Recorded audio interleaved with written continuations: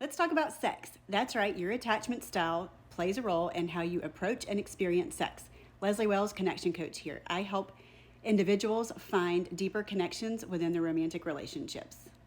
Let's start with the anxious preoccupied. The AP will often use sex as a way to meet their attachment needs and to feel validated, desired, and loved. The anxious preoccupied will possibly need sex more often than some of the other attachment styles because it helps reassure them that their relationship is solid, and it gives them the attention and desire and validation that they crave, and closeness and intimacy that they crave from their partner.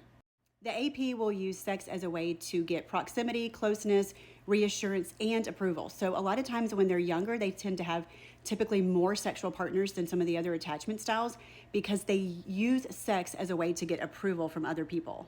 They may depend highly on sex to confirm that their partner does in fact desire and want them. A lot of times it helps them to validate security within the relationship. They will also use sex as a means of manipulation to try to coax caregiving out of their partner, attention. So a lot of times just when they want attention, instead of asking for it or approaching it from different ways, they might use sex to manipulate to get the things that they want. If a partner seems emotionally unavailable, they may use sex as a way to at least get their physical availability. The anxious preoccupied can kind of tend to loosen up and lose themselves during sex because they feel secure and close at that time, and so they're able to just really go with it and sort of let go. So oddly enough, even though the anxious preoccupied is an individual who really cannot stand to be alone and really gets their worth from the relationship and tends to be clingy and needy, they are also the individuals that once they are in a long-term committed relationship, studies show that a lot of times they tend to be more unfaithful than the other attachment styles at that stage in the relationship. And here's why. They're constantly afraid of being abandoned or rejected, and so they kind of keep another partner on the back burner just in case the person that they're currently with abandons them at any other time. So it's sort of an insurance policy where they'll kind of be in a relationship, but they'll have one foot out the door, and so they do tend to be more unfaithful sometimes in some relationships. On to the dismissive avoidant. Remember, the DA can be cold and distant and need more space and autonomy.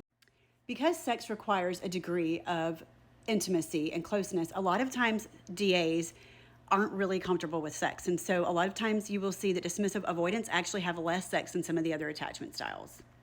They tend to be more likely to engage in fantasy and porn. So a lot of time porn addiction can happen for dismissive avoidance because those things do not require a partner that you have to be intimate with and vulnerable with. They prefer emotion-free sex, which makes sense because remember, they don't like to deal with emotions and feelings within themselves or the feelings and emotions of other people. They are more likely to use sex as a means to relieve stress, but again, that will be through casual sexual encounters. What you're not going to see them do is use sex as a means to express emotion. Of course, in a healthy relationship, you want to use sex as a way to express emotion from one another and connection to one another. So this can be a problem. What they may do, and when they may want to have sex, is whenever there's a hard conversation that they're trying to avoid, they might distract through sex. Remember, the dismissive avoidant doesn't like a lot of expectations put on them. And so if you have expectations around sex or the frequency of sex, a lot of times this will be a deterrent from them, and they'll sort of get rebellious and you won't get your intimate connection met as often as you need. So if there's a lot of pressure on them, or if they're putting pressure on themselves or there's expectation, they will be deterred from sexual encounters. On to the fearful avoidant. Remember, they have a blend of both the anxious and the avoidant characteristics and behaviors. They activate and they deactivate. So their behaviors, they have a lot of swing behaviors. So for the fearful avoidant, they may 1 minute really desire sex and intimate connection, but then during the act of it, they actually pull back because they're afraid of a trust wound, a betrayal wound, and they pull back. So again, you see the push-pull dynamic that you see in conflict or relationship, you also see it within the sexual relationship. Because of their betrayal wound and their trust issues, they may also prefer casual sex with a low-stakes partner. Because if you have a low-stakes partner and it's casual, you don't get invested, therefore there's not the potential to get hurt or for your partner to betray you. If you don't have an established committed relationship and everything's kind of free and easy and there's no commitment, you can't get hurt the same way. There's less chance of betrayal. The fearful avoidants can also tend to have addiction issues when it comes to sex. So the securely attached individuals have the best sex. They have a good frequent amount of sex, and it's healthy. It's a way for them to be intimate and share in that close connection. They have the freedom to explore. and have a good time together because they are comfortable, they're able to be vulnerable, they're able to talk about things. They don't have the issues that a lot of the insecure attachment styles have. They're comfortable with long-term relationships, long-term intimacy, and they're comfortable showing emotion during sex, which can lead to more passionate, connected sex.